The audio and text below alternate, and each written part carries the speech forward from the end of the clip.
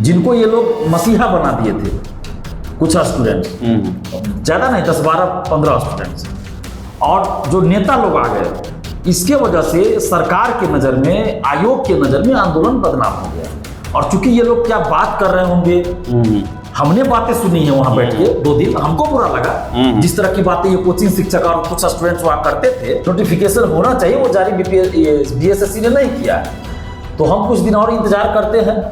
अगर BSSC official letter जारी नहीं करती है, यानी कि नोटिफिकेशन जारी नहीं करती है, तो फिर बीएसएससी ऑफिस आके हम लोग को आंदोलन करना ही होगा। तो हम करेंगे, उसके लिए आंदोलन करेंगे। ऐसा नहीं कि हम पीछे हट जाएंगे, आंदोलन करेंगे। किसी नेता को आंदोलन करना है, समर्थन करना है बीपीएससी अभ्यर्थियों का, री एग्जाम का समर्थन करना है, तो बीपीएससी ऑफिस जाके आंदोलन करें।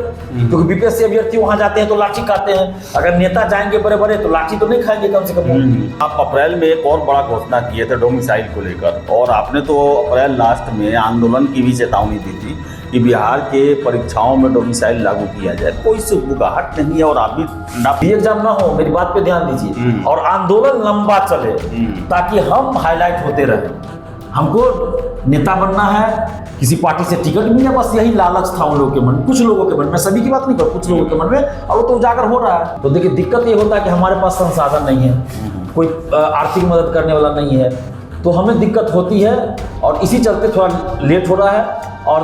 और भी कुछ बातें इसमें थी, जैसे कुछ राजनीतिक घटनाक्रम इस बीच में हुआ, शादी ब्याह का समय है, बहुत सारे स्टूडेंट्स फोन करके बोल रहे हैं कि फलना दिन हम शादी में इन्वॉल्व हो रहेंगे, मेरे परिवार में शादी है। कई स्टूडेंट्स ऐसे हैं जिनकी खुद शादी है। आंदोलन करने का हमारा उद्देश्य कभी ये नहीं रहता है कि हम मीडिया में आके बोले, मेरा चेहरा चमके और आपका काम नहीं हो। नहीं, आंदोलन का हमारा मकसद रहता है कि आपकी बात सरकार सुने, आंदोलन का डिमांड पूरा हो, और उसके लिए हम तरीका से आंदोलन करते। थोड़ा समय लगे तो लगे, लेकिन जिसमें ज्यादा भीड़ हो, सरकार पे प्रेशर बने। टीआरई 3 की जब तक ज्वाइनिंग नहीं स्कूल में होगी, तो आगे टीआरई 4 की वैकेंसी नहीं आएगी, क्योंकि सीटों की संख्या कैसे पता चलेगी? बहुत सारे इसमें ऐसे होंगे जो ज्वाइन नहीं करेंगे, तो सीटों की संख्या पता चलेगी, तब टीआरई 4 वैकेंसी आएगी। नमस्कार, आप देख रहे हैं द बिहार टॉप में हूं आदेशपुरी। टीआरई 3 बीपीएससी के द्वारा टीआरई 3 की परीक्षा नवंबर 2024 में ही संपन्न कर ली गई। 9 मार्च 2025 को मुख्यमंत्री जी के द्वारा जितने भी चयनित कैंडिडेट थे उनको नियुक्ति पत्र दे दिया गया, लेकिन 1-1.5 महीने तक उनकी ज्वाइनिंग जो है स्कूलों में नहीं हुई, और इसको लेकर छात्र नेता दिलीप के द्वारा एक धरना का आयोजन किया गया, और ये साफ साफ अल्टीमेटम शिक्षा विभाग को दिया गया कि आप 5 मई तक स्कूलों में पदस्थापना कराएं, नहीं तो मजबूरन हमें आंदोलन करना पड़ेगा। और आपको बता दें कि जो एसीएस साहब हैं सिद्धार्थ जी, उनके द्वारा कुछ दिन पहले ही यह कहा गया कि 3 मई तक कैंडिडेट स्कूलों में रहेंगे। और बता दें कि आज से कैंडिडेट को 11 जिले के कैंडिडेट को मैसेज आना शुरू हो गया है पदस्थापना के लिए। हमारे साथ छात्र नेता दिलीप ही हैं, इनसे ही बात करेंगे। दिलीप जी, छात्रों का गुहार सरकार ने सुना, क्या कहेंगे? देखिए, ये छात्र आंदोलन की जीत है, जो लोकतांत्रिक ढंग से और ईमानदारी से जो छात्र आंदोलन होता है उसकी जीत है। और जितने भी बीपीएससी टीआरई 3 से चयनित शिक्षक हैं, सबसे पहले तो उनको इस जीत के लिए बहुत बहुत बधाई, हार्दिक शुभकामनाएं। और उनसे अपील भी हम करेंगे कि बिहार की गुणवत्तापूर्ण शिक्षा के लिए आप हर संभव प्रयास कीजिए, युद्ध स्तर पे काम कीजिए, और स्कूल में ईमानदारी से पढ़ाइए, क्योंकि बिहार की शिक्षा व्यवस्था कैसी है वो सबको पता है। तो शिक्षा व्यवस्था को सुधारने की जिम्मेवारी अब आपकी है, क्योंकि आप बीपीएससी से शिक्षक बने हैं, आपका वेतन भी ज्यादा रहेगा, और लंबा संघर्ष करने के बाद आप शिक्षक बने हैं। पहली बार 15 मार्च 2024 को परीक्षा होती है, पेपर लीक होता है, मैंने ही उजागर किया था उस पेपर लीक को। 266 लोग पकड़े गए थे हजारीबाग से, परीक्षा रद्द नहीं की जा रही थी। फिर हमने आंदोलन का आह्वान किया था, 21 मार्च 2024 को आंदोलन होना था, तो 20 मार्च को परीक्षा रद्द की गई। बहुत सारे लोग उसमें पकड़े गए, संजीव मुखिया उस केस में भी है जो अभी गिरफ्तार है। दोबारा परीक्षा जुलाई में हुई, उसके बाद रिजल्ट आने के बाद लंबा इंतजार रिजल्ट के लिए भी करना पड़ा, फिर रिजल्ट आया, फिर काउंसलिंग के लिए इंतजार करना पड़ा, काउंसलिंग के बाद फिर नियुक्ति पत्र के लिए इंतजार करना पड़ा। 9 मार्च को नियुक्ति पत्र मुख्यमंत्री जी के द्वारा दिया गया। उसके बाद भी देखिए 1.5 महीना से अधिक समय हो गया था, लेकिन स्कूल आवंटित नहीं हुआ था। उसको लेकर हम लोग 25 अप्रैल को ही गांधी मैदान में इकट्ठा हुए थे, मीटिंग थी, और उसमें हम लोगों ने सरकार से मांग किया था, मुख्यमंत्री जी से और एसीएस सिद्धार्थ सर से, कि जल्द से जल्द स्कूल में ज्वाइन कराइए, नहीं तो 5 मई को हम लोग पटना में आंदोलन करेंगे। लेकिन ये बहुत अच्छी बात है कि मुख्यमंत्री जी ने भी और एसीएस एस सिद्धार्थ सर ने भी गंभीरतापूर्वक छात्र आंदोलन को लिया और डिमांड पूरा कर दिया। और आज देखिए 3 मई है और आज से स्कूल आवंटन का काम शुरू हो गया, मोबाइल पे मैसेज आना शुरू हो गया है। संभवतः 11 या 14 जिले का आज से शुरू हुआ है और धीरे धीरे होगा। तो ये कम से कम शुरुआत आज हो गई है। और फिर हम आग्रह करेंगे कि स्कूल आवंटन के बाद भी ऐसा ना हो कि स्कूल आवंटित कर दीजिए और स्कूल में इन लोगों को मतलब पढ़ाने के लिए नहीं दीजिए या फिर टाल मटोल कीजिए, ऐसा भी नहीं होना चाहिए। बेरोजगार नहीं रहना चाहिए लोग, शिक्षक बन गए तो इनका काम है पढ़ाना स्कूल। चलिए वो तो ज्वाइनिंग स्कूल में हो जाएगा, उसके बाद काम तो इन लोग को मिलेगा ही, बिल्कुल मिलना चाहिए। ये बहुत दिलीप जी और भी मुद्दा पर है, जैसे कि आपने बीएसएससी द्वितीय इंटर लेवल को लेकर एग्जाम डेट 10 दिनों में घोषित करने का आपने अल्टीमेटम दिया था बीएसएससी को, और बिना अल्टीमेटम के तो बीएसएससी कुछ करता भी नहीं है, लेकिन ऑफिशियली अभी तक जारी नहीं किया गया। हाँ, इनडायरेक्टली एक पत्र वायरल हुआ, अब हुआ कि कराया गया भगवान जाने, जिसमें हुआ कि 10, 11, 12, 13 को जो है वो जुलाई में जो है वो ऑफलाइन परीक्षा होगी। लेकिन अभी तक ऑफिशियली छात्रों को ना डेट पता है, और अभी भी देखा जाए तो ऑफिशियली यही है कि ऑनलाइन एग्जाम होगा। उसको शांत करने के लिए या उसके बदले में कोई पत्र जारी नहीं किया गया है। देखिए ये तो गंभीर विषय है। जब हम लोगों ने आंदोलन का आह्वान किया था कि 10 दिन के अंदर अगर बीएसएससी द्वितीय इंटर स्तरीय का डेट घोषित नहीं होता है पीटी परीक्षा का, तो हम लोग आंदोलन करेंगे। लेकिन 10 दिन से पहले ही 5वां या 6ठा दिन ही एक लेटर वायरल होता है सेंटर को लेकर, परीक्षा सेंटर को लेकर कि कहाँ माने 4 रिजर्व रखा जाए, ये शिक्षा विभाग का पत्र था। तो इसलिए सभी लोग ये मान लिए कि भाई अब एग्जाम की शुरुआत तेज हो गई, हम लोग भी यही माने। लेकिन अभी तक ऑफिशियल लेटर जारी नहीं किया है, मतलब जो नोटिफिकेशन होना चाहिए वो जारी बीएसएससी ने नहीं किया है। तो हम कुछ दिन और इंतजार करते हैं। अगर बीएसएससी ऑफिशियल लेटर जारी नहीं करती है, यानी कि नोटिफिकेशन जारी नहीं करती है, तो फिर बीएसएससी ऑफिस जाके हम लोग को आंदोलन करना ही होगा। तो हम करेंगे, उसके लिए आंदोलन करेंगे। ऐसा नहीं कि हम पीछे हट जाएंगे, आंदोलन करेंगे। लेकिन ये बीएसएससी को सोचना चाहिए कि आप क्यों मजबूर करते हैं बार बार हम लोग को आंदोलन करने के लिए। आप खुद सोचिए कि 1.5 साल से अधिक समय हो गया और परीक्षा की तिथि आप घोषित नहीं की है ऑफिशियली, तो कितना अन्याय आप कर रहे हैं, घोर अन्याय है अभ्यर्थियों के साथ। तो अभी भी हम कह रहे हैं कि आप ऑफिशियल जो है घोषित कीजिए परीक्षा की तिथि, मजबूर मत कीजिए आंदोलन के लिए, नहीं तो फिर हम लोग बीएसएससी ऑफिस जाके आंदोलन करेंगे। दिलीप जी, लेकिन और आप अप्रैल में एक और बड़ा घोषणा किए थे डोमिसाइल को लेकर, और आपने तो अप्रैल लास्ट में आंदोलन की भी चेतावनी दी थी कि बिहार के परीक्षाओं में डोमिसाइल लागू किया जाए। कोई सुबुगाहट नहीं है और आप भी ठंडा पड़ गए हैं। नहीं, हम ठंडा नहीं पड़े हैं। हमने कहा था अप्रैल अंतिम सप्ताह या मई फर्स्ट वीक में, यानी प्रथम सप्ताह में आंदोलन कर सकते हैं, और हम इसके लिए जिला वाइज टीम बना रहे हैं। तो देखिए दिक्कत ये होता है कि हमारे पास संसाधन नहीं है, कोई आर्थिक मदद करने वाला नहीं है, तो हमें दिक्कत होती है, और इसी चलते थोड़ा लेट हो रहा है। और भी कुछ बातें इसमें थी, जैसे कुछ राजनीतिक घटनाक्रम इस बीच में हुआ। शादी ब्याह का समय है, लग बहुत सारे स्टूडेंट्स फोन करके बोल रहे हैं कि फलना दिन हम शादी में इन्वॉल्व रहेंगे, मेरे परिवार में शादी है। कई स्टूडेंट्स ऐसे हैं जिनकी खुद शादी है, तो 13-14 तक पूरा लगन चल रहा है, तो उसमें सभी इन्वॉल्व है। और बहुत सारे ऐसे भी स्टूडेंट हैं जो बहुत आंदोलन में सक्रिय रहते हैं, कई आंदोलन में सक्रिय रहे, और उनके घर में या खुद उनकी शादी है, तो वो लोग भी कह रहे हैं कि थोड़ा रुक जाइए कि हम लोग भी आंदोलन में रहे। तो अब कोई सक्रिय आंदोलन में रहते हैं स्टूडेंट्स, अगर उनकी शादी है, उनके परिवार में शादी है, तो उसका तो ख्याल रखना पड़ेगा। इधर देखिए हम 29 तारीख को ही आंदोलन करना चाह रहे थे मई में, लेकिन 29 को था परशुराम जयंती, तो राजनीतिक प्रोग्राम बहुत सारा होता है पटना में, अन्य जिलों में भी। इसके अलावा उससे पहले भी, उसके बाद भी लगन है, शादी का चल रहा था। इसके बाद देखिए ये आतंकवादी हमला हो जाता है, अभी जातीय जनगणना वाली बात आ गई, तो इस सब चीज को लेकर थोड़ा माहौल अलग हो जाता है। मीडिया का भी ध्यान जो है उस तरफ है ज्यादा। तो हम चाहते, हमने कहा भी था गांधी मैदान में जब 8 अप्रैल को हम लोग मीटिंग किए, तो हमने कहा भी था कि आंदोलन करने का हमारा उद्देश्य कभी ये नहीं रहता है कि हम मीडिया में आके बोले, मेरा चेहरा चमके और आपका काम नहीं हो। नहीं, आंदोलन का हमारा मकसद रहता है कि आपकी बात सरकार सुने, आंदोलन का डिमांड पूरा हो, और उसके लिए हम तरीका से आंदोलन करते। थोड़ा समय लगे तो लगे, लेकिन जिसमें ज्यादा भीड़ हो, सरकार पे प्रेशर बने, तो इसके लिए हम थोड़ा समय भी ले रहे हैं। और आंदोलन हम करेंगे डोमिसाइल के लिए, जब हम बोल रहे हैं तो हम करेंगे ही। हम पीछे अभी तक का मेरा इतिहास देखिए, जो हम बोलते हैं वो करते भी हैं। अभी 5 मई को आंदोलन करने वाले थे TRE 3 ज्वाइनिंग को लेकर, और एक बात ये भी थी TRE 3 की जब तक ज्वाइनिंग नहीं स्कूल में होगी, तो आगे TRE 4 की वैकेंसी नहीं आएगी, क्योंकि सीटों की संख्या कैसे पता चलेगी। बहुत सारे इसमें ऐसे होंगे जो ज्वाइन नहीं करेंगे। तो सीटों की संख्या पता चलेगी तब TRE-4 वैकेंसी आएगी। तो हम लोग का ये है कि STET भी डोमिसाइल के साथ निकले, TRE-4 की वैकेंसी डोमिसाइल के साथ निकले। तो इसके लिए हम लोग एक सही मौका का इंतजार कर रहे हैं कि कब आंदोलन करें। और सिर्फ शिक्षक भर्ती ही नहीं, शिक्षक भर्ती में डोमिसाइल लागू तो हो ही, साथ में दरोगा, सिपाही, BSSC, सिविल सेवा, अन्य सभी बहालियों में, मेडिकल इंजीनियरिंग, बीटेक वालों के लिए जो होता है वो, लैब टेक्नीशियन, सब में, लाइब्रेरियन की बहालियों, सब में डोमिसाइल लागू। और अभी हम बता दे रहे हैं कि हम लोग मई में ही आंदोलन करेंगे।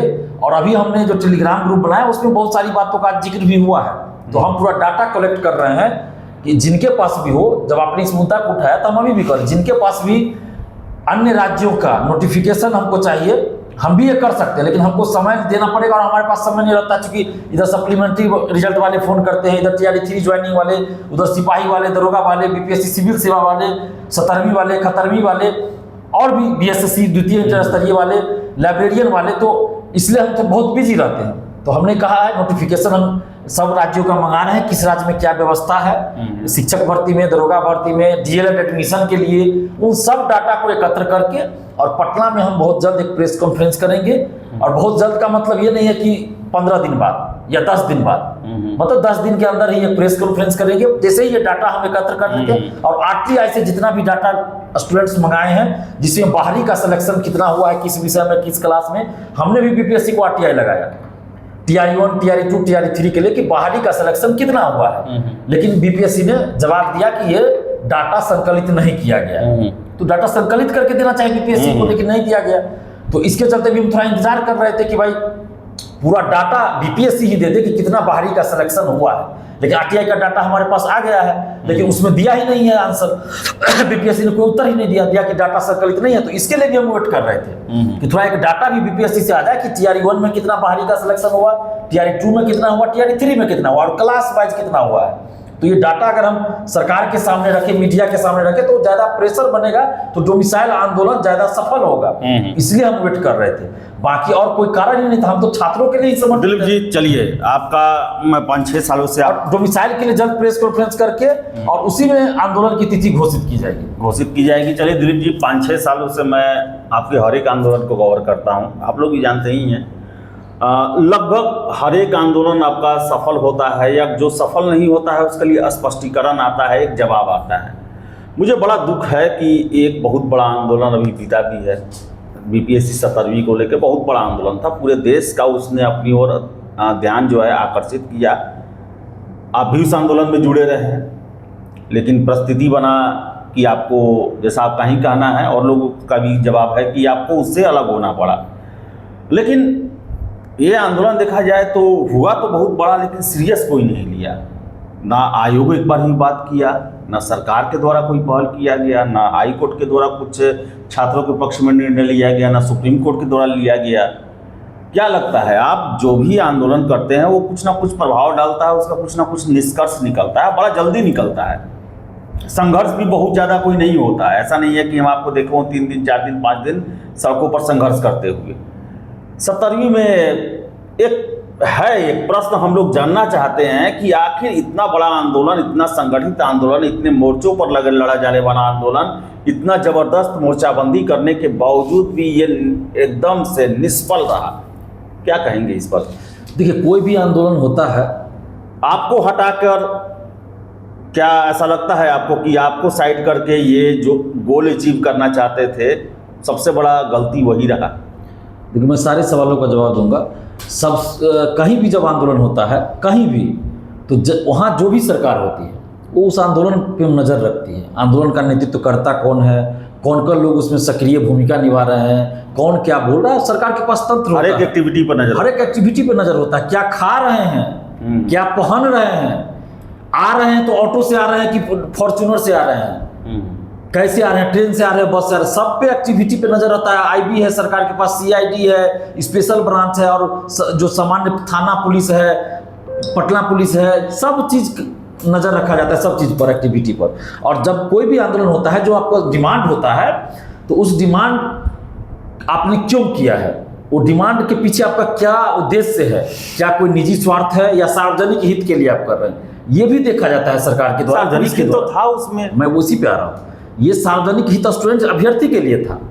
लेकिन जो आंदोलन में कुछ कोचिंग शिक्षक आए थे, जिनको ये लोग मसीहा बना दिए थे, कुछ स्टूडेंट्स, ज़्यादा नहीं, 10, 12, 15 स्टूडेंट्स, और जो नेता लोग आ गए, इसके वजह से सरकार के नज़र में, आयोग के नज़र में आंदोलन बदनाम हो गया। और चूंकि ये लोग क्या बात कर रहे होंगे, हमने बातें सुनी है वहां बैठ के 2 दिन, हमको बुरा लगा जिस तरह की बातें ये कोचिंग शिक्षक और कुछ स्टूडेंट्स वहां करते थे, तो वो सब सुन के मुझे बुरा लगा कि सत्याग्रह नाम दिया गया है शिक्षा सत्याग्रह, लेकिन काम यहाँ पे असत्य वाला हो रहा है। सत्य के लिए आप लड़िएगा ना, कि यहाँ पे खुद झूठ फैला रहे हैं। क्या अल्टर लगा आपको? जैसे इसे बहुत सारा झूठ की हमारी उससे बात हो गई है, तो इससे बात हो गई है, कल नोटिफिकेशन आ रहा है, तो ये हो रहा है, तो वहाँ हो रहा है। तो एक कोचिंग शिक्षक ऐसा कर रहे थे, स्टूडेंट को बरगला रहे थे। इसके अलावा जज हमारा आदमी है, जज से हमारी बात हो गई, तो चेयरमैन से हमारी बात हो रही है, चेयरमैन हमारा आदमी है। इस तरह से बात आप कीजिएगा तो ये तो गलत मैसेज जाएगा ही। उसके बाद और देखिए, बहुत सारी और बातें हैं जिसको लेके अफवाह फैलाया गया। अफवाह फैलाने के बाद स्टूडेंट्स के पक्ष में नहीं काम किया गया। आपने री एग्जाम के लिए हम भी लड़ रहे थे, हमने खुद कहा 17वीं बीपीएससी में गड़बड़ी हुई है, जांच होने, आज भी मैं कर रहा हूँ 17वीं बीपीएससी में गड़बड़ी हुई है, आज भी मैं कर रहा हूँ, जांच होनी चाहिए। और शुरू से मैं जांच की मांग कर रहा था। मेरा 3 डिमांड हुआ करता था आंदोलन में कि री एग्जाम हो, पूरे मामले की निष्पक्ष जांच हो और चेयरमैन को हटाया जाए। लेकिन जांच के नाम पर कुछ कोचिंग शिक्षक जो वहां मौजूद थे और 8-10 जो स्टूडेंट थे, वो मतलब मुझे मना करने लगते थे कि जांच की बात नहीं कीजिए। तो ये कैसे हो जा सकता? और दूसरी बात कि आप आंदोलन कर रहे हैं, सत्याग्रह कर रहे हैं, शिक्षा सत्याग्रह, पेपर लीक के खिलाफ, पेपर लीक के खिलाफ ये आंदोलन था। और गर्दनी बाग धरना स्थल पर बैठ के सैकड़ों अभ्यर्थी जिस शिक्षक पे पेपर लीक का आरोप लगा रहे हैं, सरकार से मांग कर रहे हैं कि उस पर जांच कीजिए, जेल भेजिए, और उसी आदमी को आप आंदोलन में बुला रहे हैं। कोर्ट भी उसके खिलाफ टिप्पणी किया, तो फिर सरकार कैसे आपकी बात सुनेगी? आप सरकार से उसी शिक्षक पे जांच की मांग कर रहे हैं और उसी शिक्षक को आप आंदोलन में बुला रहे हैं, तो सरकार को लग गया। आयोग तो चलिए भ्रष्टाचार में संलिप्त है, आयोग की तो बात ही छोड़ दीजिए, आयोग को तो एक बहाना चाहिए, लेकिन सरकार को ये लग गया और आम जनमानस को भी और मीडिया को भी लगा कि भाई उसमें इस पे आरोप लगा रहे हैं, उसी को बुला रहे हैं। इसका मतलब आपके आंदोलन का उद्देश्य क्या है? लेकिन उसमें ये कहा जाता है, दुश्मन को पहचाना जाता है। कोई भी लड़ाई लड़ने के लिए सबसे पहले जरूरी है कि आप दुश्मन को पहचानिए और उस पर अटैक कीजिए, उस पर वार कीजिएगा ना। आप दुश्मन को ही नहीं पहचान रहे, दुश्मन पे वार ही नहीं कर रहे। उसमें कहा जाता था, मैं सुनता था कि हमारे आंदोलन के सपोर्ट में जो भी आएगा सबको हम वेलकम करेंगे। तो उसका नतीजा तो दिख गया ना, जो भी आएंगे उसका वेलकम करेंगे, तो नतीजा दिख गया कि कुछ नहीं हो पाया।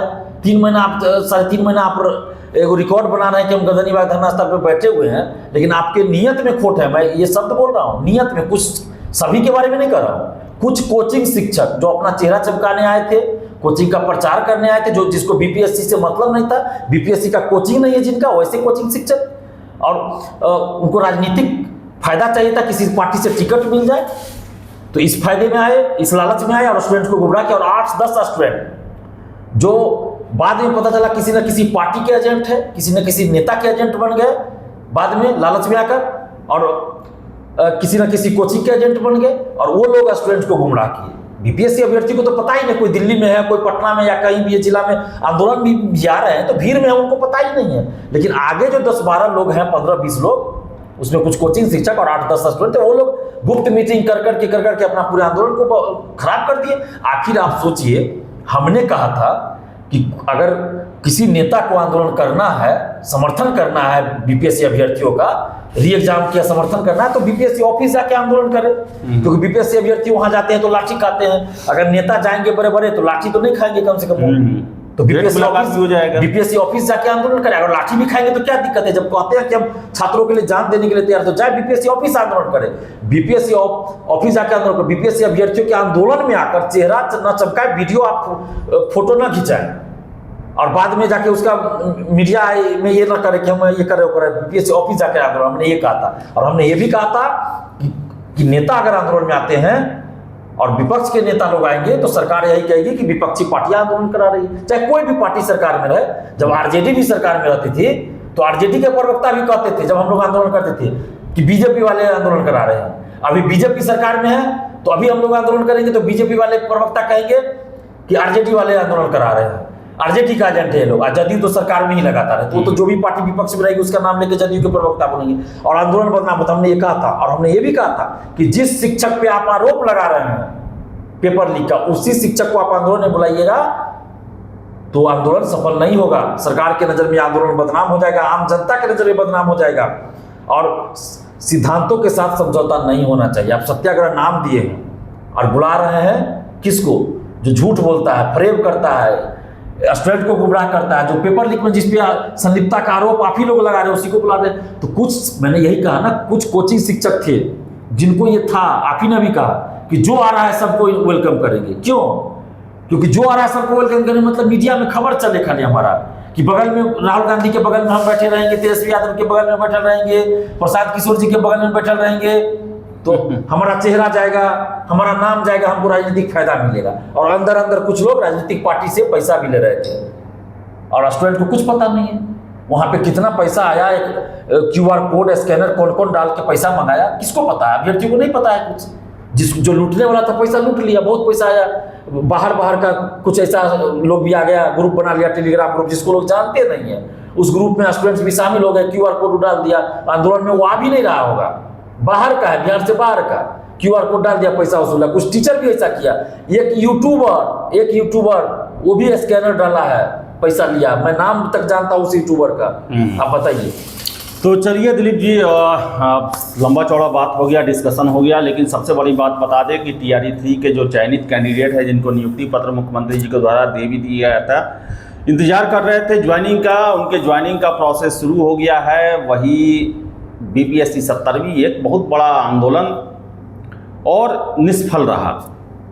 बड़ा अफसोस होता है और उसमें अलग अलग जो है एक्सपेरिमेंट किए गए, बहुत सारे एक्सपेरिमेंट किए गए। एक चीज़ और मैं बोलूँगा, आप पूरे घटनाक्रम को शुरू से देखिए तो उसमें आपको 2-3 कोचिंग शिक्षक मिलेंगे और कुछ ऐसे स्टूडेंट मिलेंगे, उनका ऐसा लगता है कि उद्देश्य ही, मकसद ही था कि री एग्जाम ना हो, मेरी बात पे ध्यान दीजिए, और आंदोलन लंबा चले ताकि हम हाईलाइट होते रहे। हमको नेता बनना है, किसी पार्टी से टिकट मिल जाए, बस यही लालच था उन लोगों के मन में, कुछ लोगों के मन में, सभी की बात नहीं कर, कुछ लोगों के मन में, और वो तो उजागर हो रहा है। और यही बात हुआ कि सरकार को ये बात पता चल गई, क्योंकि उनके पास तंत्र है कि ये लोग पैसे की उगाही कर रहे हैं आंदोलन के नाम पे, ये लोग राजनीतिक चेहरा चमका रहे हैं, और इसलिए देखिए कि सीरियसली नहीं लिया गया। और आपको बता दें कि किसी भी चीज़ के लिए नियत जो है वो साफ होनी चाहिए, इरादा बुलंद होना चाहिए, और सबसे बड़ा बात, आपका जो मार्ग है, जिस कार्यक्रम के तहत आप चलते हैं, वो भी शुद्ध होना चाहिए, वो भी पवित्र होना चाहिए। बात बड़ा करने से कुछ नहीं होता है। और 70वीं को लेकर अफसोस होता है, इतना दिन छात्र कष्ट झेले, यातना झेले, और उनके पक्ष में एक लाइन नहीं हुआ, कुछ भी नहीं हुआ। भले कोई भी कुछ बोल ले, तर्कों से और शब्दों से जो भी महल खड़ा कर दे, लेकिन वास्तविकता है कि रेत का ही महल खड़ा हुआ है, जो कि भड़बड़ा चुका है। तो चलिए, इस डिस्कशन में इतना ही। आपके क्या राय हैं? कमेंट बॉक्स खुला हुआ है। वीडियो अच्छा लगे तो लाइक शेयर करें और हमारे चैनल द बिहार टॉप को सब्सक्राइब जरूर कर लें। धन्यवाद।